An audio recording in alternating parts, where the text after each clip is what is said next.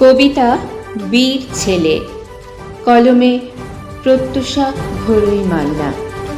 পরাধীন দেশে জন্ম নিল যে ছেলে, জীবনের হিসেব কখনো কি তার মেলে? পরাধীনতার শৃঙ্খল মোচন করতেই হবে, স্বপ্ন দেখে সে দেশ একদিন স্বাধীন হবে। স্বাধীনতার বীজ মন্ত্র মাথায় নিল সে তুলে, বীর সৈনিক হলো একদিন সেই ছেলে। স্বাধীন দেশের স্বপ্ন নিয়ে এগিয়ে চলে, শত শত বীর যোগ দিল তার দলে।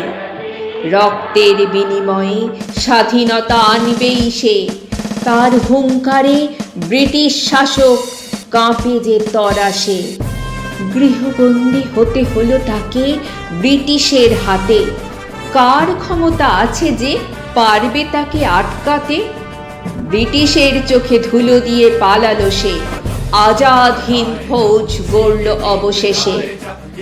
কিন্তু স্বপ্ন সফল হলো না তার শেষে, হারিয়ে যেতে হলো তাকে নিরুদ্দেশে। আজও তাকে বীরের আসনে আমরা পুজি, তিনি আমাদের সকলের প্রিয় নেতাজি। স্বদেশবাসী বন্ধুগণ, যে পরাধীন ভারতবাসী আজ ইংরাজের সহিত সংগ্রামে নিরত, আমরা যাহারা আজ ভারতের বাহিরে কাজ করিতেছি, আমরা তাহাদের গর্বে গর্বিত।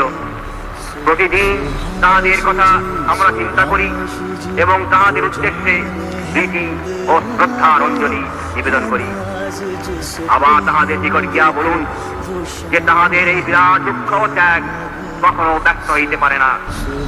ভারত পুনরায় স্বাধীন হইবেই হইবে এবং স্বাধীনতার সূর্য উদয়ের খুব বেশি বিলম্ব নাই। স্বাধীন ভারতে সকল কারাগারের লৌহ কপাট উন্মুক্ত হইবে এবং ভারত মাতার শ্রেষ্ঠ সন্তানেরা তখন কারা প্রকোষ্ঠের অন্ধকার হইতে মুক্তি ও আনন্দের নির্মল আলোকে বাহির হইয়া জয়মাল্যে ভূষিত হইবেন। ইনকিলাব জিন্দাবাদ, আজাদ হিন্দ জিন্দাবাদ।